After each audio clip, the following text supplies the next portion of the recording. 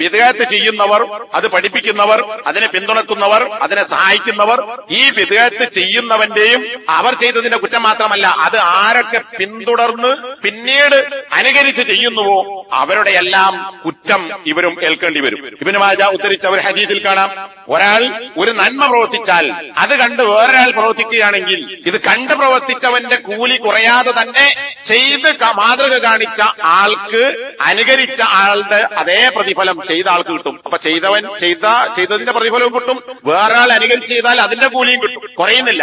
ഇതുപോലെ തന്നെയാണ് വമൻ സന്ന സുന്നത്തൻ സയ്യിഅത്തൻ ഫഉമില ബിഹാ, ആരെങ്കിലും ഒരു ചീത്ത സുന്നത്ത് നടപ്പിലാക്കിയാൽ, ചീത്ത സുന്നത്ത് എന്നതാ ഇസ്ലാം പെടാത്തൊരു സുന്നത്ത്, ഒരു നടപടിക്രമം, അല്ല നബിയുടെ സുന്നത്ത് നടത്തലല്ല, ചീത്ത ഒരു നടപടി, ഒരു ചര്യ, ഒരു സമ്പ്രദായം ഒരാൾ പ്രാവർത്തികമാക്കി കൊണ്ടുവന്നു. ഫഉമില ബിഹാ, അങ്ങനെ ആ ചര്യ പിന്നെ നാട്ടിൽ പ്രവർത്തിക്കപ്പെട്ടു എന്നാൽ വേറെ ആളുകളെ ഏറ്റെടുത്തു. കാന അലൈഹി വിസ്റുഹാ വ വിസ്റു മൻ അമില ബിഹാ, അത് ചെയ്തവന്റെയും അതായത് ഉണ്ടാക്കിയവന് അതിനുള്ള ശിക്ഷയും പിന്നെ അതനുസരിച്ച് ആരൊക്കെ പ്രവർത്തിക്കുന്നുവോ അതിന്റെ പാപഭാരവും ഈ ചെയ്തവന് കാണിച്ചു കൊടുത്തവനുണ്ട്.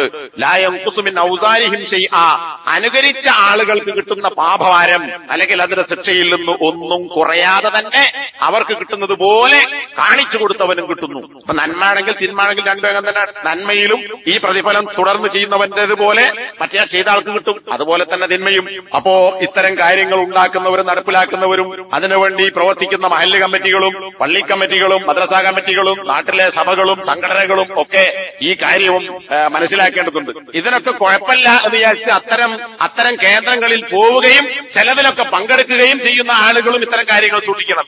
ഞാനിപ്പോ അവിടെ പോയിട്ട് ചായ കുടിക്കുന്നല്ലേ ഉള്ളൂ, അല്ലെങ്കിൽ ഒരു ചോറുന്നല്ലേ ഉള്ളൂ, അല്ലെങ്കിൽ അവിടെ പോയി ഇരുന്നൊന്ന് കൈ ബന്ധിച്ച് ദ്വാരത്തിലല്ലേ ഉള്ളൂ, എനിക്കതിലൊന്നും വിശ്വാസമല്ല എന്ന് പറഞ്ഞിട്ട് കാര്യമല്ല, അതതിനോട് സഹകരിക്കലാണ്. അപ്പൊ നേർക്ക് നേരെ പങ്കാളികളായാലും വല്ല നേരത്തുള്ള സഹായവും ഏതെങ്കിലത്തുള്ള പങ്കാളിത്തം അതിൽ നമുക്കുണ്ടാകുന്നുവെങ്കിൽ ആ പങ്കുവഹിച്ചതിനനുസരിച്ചുള്ള ശിക്ഷ ദുനിയാവിലും ആഖിറത്തും ഏൽക്കേണ്ടി വരും എന്നതും ഗൗരവപ്പെട്ട വിഷയം തന്നെ.